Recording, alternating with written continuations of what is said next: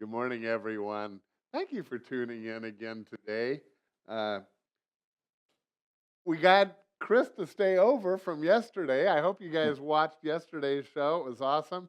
Chris Goulard is uh, a pastor here on staff at Saddleback, and you've been a pastor here for 15 years. 15 years.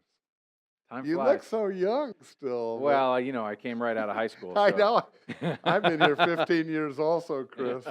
It's amazing. But anyway, and you've had different roles, but always in the financial Mhm. realm and helping people make good decisions and counseling. And you also were involved in our Peace Center Yeah. here locally, which has a lot of help for people, Mhm. does it not? Even in the Oh, absolutely. financial area? It does. There's lots of different things. And of course, as you know, we do a food pantry remotely Yeah, in Laguna we Woods. do. So we do that every month. But I think I know there's lawyers that you could Yeah, we have get a legal aid opinion and ministry. So there's a number of lawyers who actually yeah, give their time stuff to like help that. people. We don't do representation, but Yeah, for somebody right, who says, right. hey, I've got questions, I need to understand something, we do a lot of classes, computer skills to ESL But some classes of the to. things like with so we're focusing on the money part. There's budgeting and helpful. Mhm. Yeah. Well, let's go on because Chris, yesterday we talked about being good stewards daily of what God has entrusted to us. That it belongs to Him. Right. But we are the manager. We're the money managers for God in whatever we have. Some of us Right. have bigger jobs than others. Yeah. But we all have that as a job. I asked Chris to come back because one of the areas that here with seniors that's important to us is how do we leave or what should we leave to our children versus to Mm. charity. Didn't you have a verse that you I did. Yep. We were just we can talking about a start little. with? Proverbs 13:22. The first part of the verse says, "A good person leaves an inheritance for their children's children." Your So grandkids. your grandkids. So not just to your kids, but actually to your grandkids. And I think, uh, the idea of doing something to help your family, I think, is terrific. We talked yesterday about God being the owner and we're the stewards. So the idea that we have a responsibility to manage what God has Yes. entrusted to us, in effect.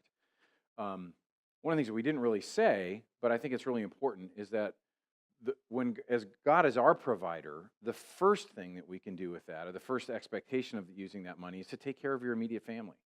That God is our provider. So as our dad, He's trying to take care of us. So the first use of that money is to take care of ourselves and our immediate family.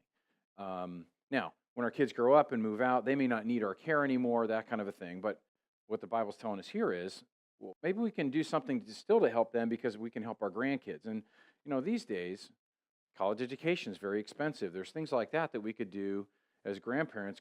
Does it make sense to leave an inheritance, or even while we're alive, if we have the resources to be able to do that, could we help with college education or things like that? And there's lots of things we can do to help our family generations down the road.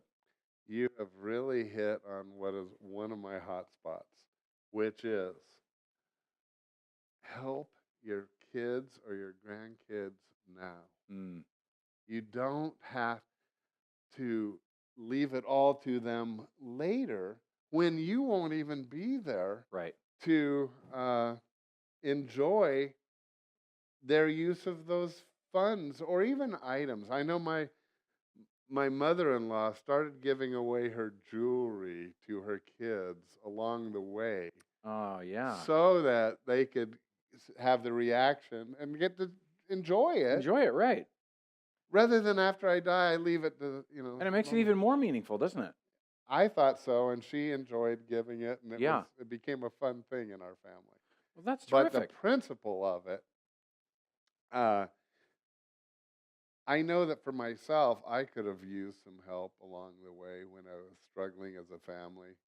But I didn't see any money from my parents Mhm. until they passed away. Yeah. And sometimes, you may need your resources. In other words, it may not. And that's the hard question. How Right. much do I need? How much do you need? And to me, for most people, working with a financial advisor that can really help you map that out is really important. I have friends who are, frankly, very affluent. I mean, they Yeah, have a lot of yeah. money, but there's still this insecurity around, do I have enough? Is it going to be okay? And when you start to work with a planner that can really help you map out what your needs will be, and leave a little bit of a cushion, but you can project that out, and with some reasonable certainty to know Yeah. if I have a portfolio and here's what I should be able to draw from that. If once I have enough, then what should I be doing with the extra? And a lot of people think, well, I'll leave that to my kids, or I'll leave it to charities that I care about later on. But a friend of mine, who's actually an estate planning attorney, had sort of a little catchphrase that he shared with me a while back, which I thought was kind of fun. He said, "Do your giving while you're living, so you're knowing where it's going." I love Because that. and he said it's not only to control it, but also, as you pointed out, to enjoy it. Yes, Because giving is fun. it really is. Why wait and put that off until you're not even going to be here, right? You're only Right. if you're a follower of Christ, you get to be in heaven anyway. But like while you're here, to be able to enjoy that and have the fun in the giving, and when you're talking about family, to be able to see and do things for your grandkids. One of the things that I love, and I know you do this with your family, is getting the kids and so forth together and traveling together or doing some. It's the family experiences that you can build that to me are absolutely priceless. So I even said to, and Chris knows my kids. In fact, our kids are involved with your kids. They are. Anyway, but one along the way, I said to him, I said, now we aim for one big family trip a year, Hmm. and we don't spare the expenses on it. And I said to one or two of them, I said, now you understand that what we're really spending is your inheritance, Yeah.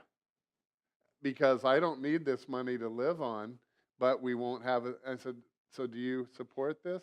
Oh, yes, Dad. Let's Hmm. go. Yeah. And we do. Yeah. We do. And every year, and boy, we cruise the Mediterranean together this year. That's so I great. can't buy that Well, there's because they went. experiences, Yeah. right? So Yeah. one of the things that I talk about in estate planning that, and this is maybe a Yeah. little bit off Go. topic, but No. connected. I think a lot of times people do their estate planning. They make the decisions out of tradition rather than really thinking what's best for their kids. Yes. If we really believe that the motivation for everything we do as Christians is love, right? It should always be love. Well, if we put that into our estate planning, sometimes doing the loving thing is also the difficult thing. And that's hard when you get Yeah. to estate planning. I've worked with families who, maybe they have a kid who really struggles and doesn't do well with money. Or I remember working with a couple who they have 3 adult children. This is a number of years ago. Yeah. They're roughly in their 50s, the kids. And they said, one of them has struggled with addiction his whole adult life. And they said, look, if we leave money to him, it's not unlikely that he literally could kill himself with that. And they were just distraught. So, what could we possibly do? Because our other kids aren't like that. We'd like to do something to bless them, but and this whole fairness thing comes into play. There's this tradition does. about everything has to be There- equal. And as we talked through it, I said, look, I know that's a difficult conversation, but you love him, and you would never do something that would hurt him. You don't want to do that. What if you did something, we set up the trust so that you could provide an income for him over time? So he would still need to work, but it would still provide something for him over time, because if you provide a Yeah. lump sum, then it would, create temptation and that kind of stuff. So anyway, there's things like that you can do, but to really think through it. And when you're thinking about what is the right thing to love them, if we're talking about relationally, one of the hard things is when we leave money to our kids, Yeah. a few months after I'm gone, are my kids going to be fighting each other, No. or are they going to be hugging I each see other? that over and over again, Chris. Well, listen, I got to stop. You could go on. We could do more shows, and we will in the future, because this is a topic of importance. But really, if I can generalize, you're saying get help, counsel with people who know these fields. That'll help you leave more, by the way, because of the tax implications. Yeah. Don't hesitate to get help in this area. And for those in our church family, watch your email for this week, because we have an upcoming seminar that you'll find extremely helpful in this area. God bless.